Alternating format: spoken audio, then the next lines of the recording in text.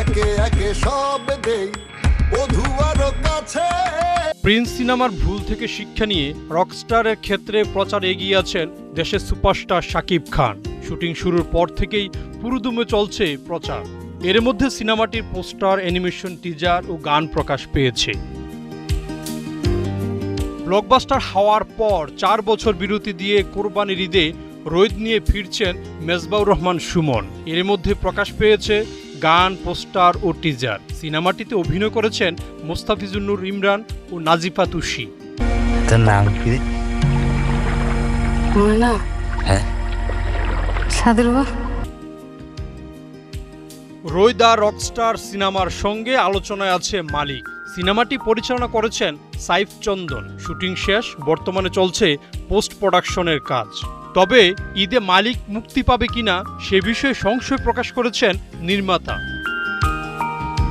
মালিক সিনেমার মতোই মুক্তির সিদ্ধান্তহীনতায় ভুগছে বরবাদ ও রাক্ষস খ্যাত নির্মাতা মেহেদী হাসান হৃদয়ের বিদায়।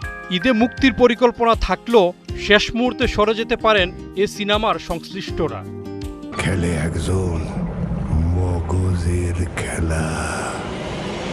কোনোভাবেই সিনেমাটির মুক্তি থেকে সরে যাচ্ছি না, এমন দাবি করেছেন পিনিক নির্মাতা জাহিদ জুয়েল। এর আগেও গেল 4 ঈদে মুক্তির ঘোষণা দিয়ে পিছিয়েছে ছবিটি। পিনিকের সঙ্গে মুক্তি পাবে আদর আজাদের 2 বছর আগে সেন্সর পাওয়া নাকফুলের কাব্য। নানা কারণে এতদিন মুক্তি না পেলেও এবার প্রযোজনা প্রতিষ্ঠান জানান এই কোরবানির ঈদেই মুক্তি পাবে সিনেমাটি। 5 বছর আগে মাসুদ রানা শুটিং শুরু করেছেন নির্মাতা সৈকত নাসির। নানা জটিলতার কারণে কাজটি দীর্ঘদিন আটকে ছিল। সম্প্রতি সেই জট কাটিয়ে সিনেমাটি কোরবানির ঈদে মুক্তির জন্য প্রস্তুত করা হচ্ছে বলে জানিয়েছেন প্রযোজক আব্দুল আজিজ। গত বছর মুক্তি না পাওয়া বনলতা সেন এবার কোরবানিতে মুক্তির তালিকায় সবার আগে নাম উঠিয়েছিল, কিন্তু এখনও কোনো প্রচারণা নেই। সরকারি অনুদানে নির্মিত ছবিটিতে অভিনয় করেছেন মাসুমা রহমান নাবিলা ও খায়রুল বাশার সহ অনেকেই।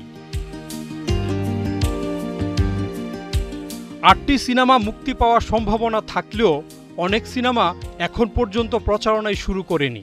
অনেক সিনেমার প্রযোজক, পরিচালকও দিতে পারছেন না মুক্তির নিশ্চয়তা। অরণ্য আনোয়ার, 71, ঢাকা।